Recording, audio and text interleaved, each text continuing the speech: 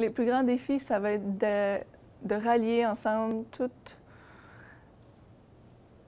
Bien, de faire en sorte que nos forêts continuent de pousser, puis qu'elles soient en santé, puis qu'il y ait des gens pour s'en occuper, d'abord.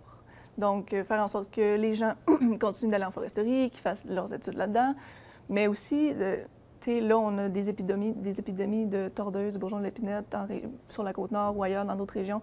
Notre forêt est un peu attaquée ou affectée vraiment par différentes choses. Puis ça devient difficile pour nous d'assurer peut-être au long terme une ressource.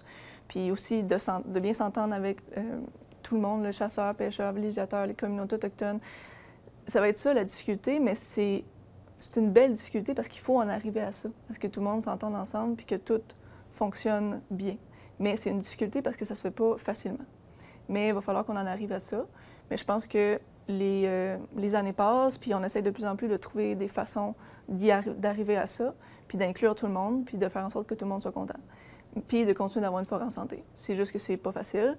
Puis je pense que c'est ça les prochains défis, ça va être de continuer à ce que les gens puissent travailler en foresterie tout en maintenant une forêt en santé, puis tout en permettant aux acteurs, aux villégiateurs, aux communautés autochtones d'occuper le territoire, puis de façon récréative.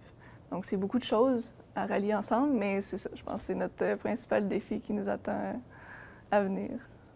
Dans 10 ans, c'est sûr que j'aspire à évoluer. On dirait que moi, quand ça devient redondant, je m'ennuie, puis je me dis qu'est-ce que je pourrais faire d'autre. Donc, j'aspire à évoluer puis à apprendre toujours des nouvelles choses. C'est ça que j'aime faire, apprendre des nouvelles choses. Puis on dirait que quand j'ai fait le tour de la roue, je me dis, bon, ben qu'est-ce que je pourrais apprendre d'autre de nouveau?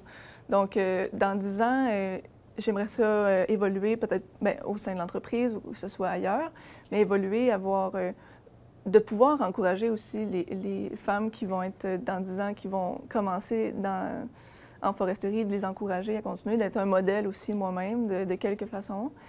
Puis je me vois dans 10 ans à la tête d'une grande entreprise, peut-être. Non, mais j'ai confiance, puis j'ai de l'ambition, fait qu'on verra bien où ça va nous mener, mais je saisis les occasions quand il y en a, puis je regarde devant moi.